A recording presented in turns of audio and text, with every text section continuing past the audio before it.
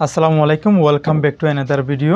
সুপ্রিয় দর্শক, কেমন আছেন? আশা করছি সকলে ভালো আছেন। দর্শক, আজকের ভিডিওতে আপনাদেরকে খুবই গুরুত্বপূর্ণ এবং ইন্টারেস্টিং একটি ভিডিও আজকে শেয়ার করব। যেমন আপনার ফটোশপের পর্দায় আপনাদেরকে দেখাচ্ছি। এখানে দেখতে পাচ্ছেন এই জায়গাটা একটা কালো একটা শেডু দেখতে পাচ্ছেন আপনারা। এই শেডুটি আমরা কিভাবে ফটোশপের মাধ্যমে এটা রিমুভ করতে পারি। যেমন কাস্টমার অনেক সময় আমাদের কাছে এরকম এইভাবে যখন আমরা মোবাইল দিয়ে ছবিতে উঠাই, তখন এরকম একটি মোবাইলের ছবি হাত সহ মাঝখানে পড়ে যায়। তখন সেটাকে আমরা কিভাবে রিমুভ করব ফটোশপের মাধ্যমে একেবারে খুব সহজ ওয়েতে আপনাদেরকে এইটা দেখাবো। একেবারে গাইডলাইন স্টেপ বাই স্টেপ আপনারা দেখতে পারবেন। এখন আমরা চলে যাব ফটোশপের পর্দায়। দর্শক, আমরা ইতিমধ্যে ফটোশপের পর্দায় চলে আসলাম। ফটোশপে আসার পরে এখানে দেখতে পাচ্ছেন এই ফরম্যাটটি, আপনাদেরকে যেই ফরম্যাটটি আমি দেখাইলাম কিছুক্ষণ আগে, এই ফরম্যাটটি ফটোশপের পর্দায় আপনারা দেখতে পাচ্ছেন। দেখুন, এখানে ছবিটা তোলার পর কাস্টমার এই যে মোবাইলের ছবিটা কিন্তু এখানে চলে আসছে, একটা শেডু দেখা যাচ্ছে আর কি। এই শেডুটাকে আমরা এখন রিমুভ করব। এটা যে কোনো লেখার মধ্যে হতে পারে, যে কোনো জায়গায় হতে পারে। এই শেডুটি মোবাইলে যখন ছবি তুলি, সেই মোবাইলে ছবি তোলার সময় আমরা এই শেডুটি অনেক ছবিতে থাকে, অনেকগুলো ইয়েতে থাকে আর কি। তখন এগুলো রিমুভ করতে গেলে আমরা অনেক সময় একটা ঝামেলায় পিস করি। যেমন এটা রিমুভ করতে গেলে অন্য জায়গাগুলো অনেকটাই নষ্ট হয়ে যায়। আমি আপনাদেরকে হালকার উপর একটা দেখাই কন্ট্রোল এল দিয়ে। যেমন আমরা এইভাবে করে যদি রিমুভ করতে যাই, দেখুন এইভাবে রিমুভ করতে গেলে আমার অন্য লেখাগুলো কিন্তু মুছে যাচ্ছে।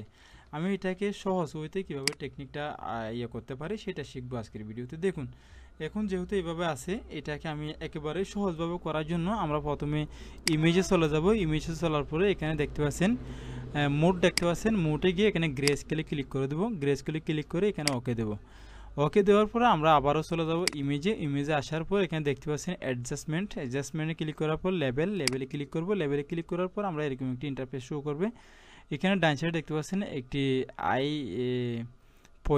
পয়েন্টে ক্লিক করে আমরা এখান থেকে যে কোনো একটা ভালো জায়গাতে ক্লিক করে দেবো, সাদা হোয়াইট অংশতে এভাবে করে ক্লিক করে দেবো। ক্লিক করার পর আমরা এখানে ওকে বাটন প্রেস করে দেবো। ঠিক আছে, ওকে বাটন প্রেস করার পর ভিউয়ার্স এখানে দেখতে পাচ্ছেন খুব সুন্দরভাবে পেজটি একেবারে রেডি হয়ে রয়েছে। এখন আমরা এখানে আবারও চলে যাব টুলবক্সে আসার পরে এখানে দেখতে পাচ্ছেন ডট টুলে এখানে দেখতে পাচ্ছেন অনেকগুলো অপশন রয়েছে। আপনারা ডট টুল না পেলে এখানে লেখা রয়েছে ডট টুল, একটু খেয়াল করে দেখুন। ডট টুলে যখন আমরা ক্লিক করব, ক্লিক করার পর উপরে দেখতে পাচ্ছেন ব্রাশের একটা অপাসিটি রয়েছে, এটা এইভাবে থাকবে।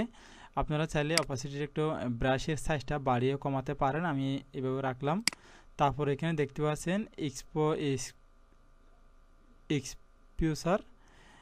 এক্সপোজারটা দেখতে পাচ্ছেন। এখানে এক্সপোজার 37 রয়েছে, 37 রাখবো। আপনারা চাইলে এক্সপোজারটা একটু কমানো বাড়াতে পারেন, আমি 37 করে দিয়েছি।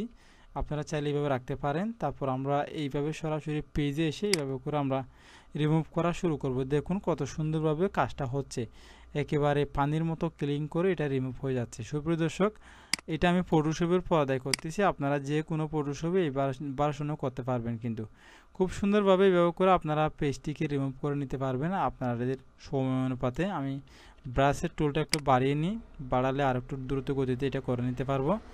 এটা একেবারে খুব সহজ একটি কাজ। কত সুন্দরভাবে কাজটি হয়ে গেছে দেখুন।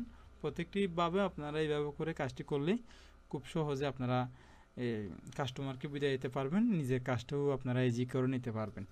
সুপ্রিয় দর্শক, পরিশেষে আমাদের এই ছোট্ট চ্যানেলটি সাবস্ক্রাইব করবেন। যদি আপনাদের ন্যূনতম উপকার আসে তাহলে একটি লাইক দিবেন। ফেসবুক আইডি থেকে হলে ফলোইং করে আমাদের ফেসবুক আইডির সাথে থাকবেন। পরিশেষে আমাদের ছোট্ট চ্যানেলটি সাবস্ক্রাইব এবং পাশের বেল আইকনটি ক্লিক করে আমাদের চ্যানেলের সাথে থাকবেন।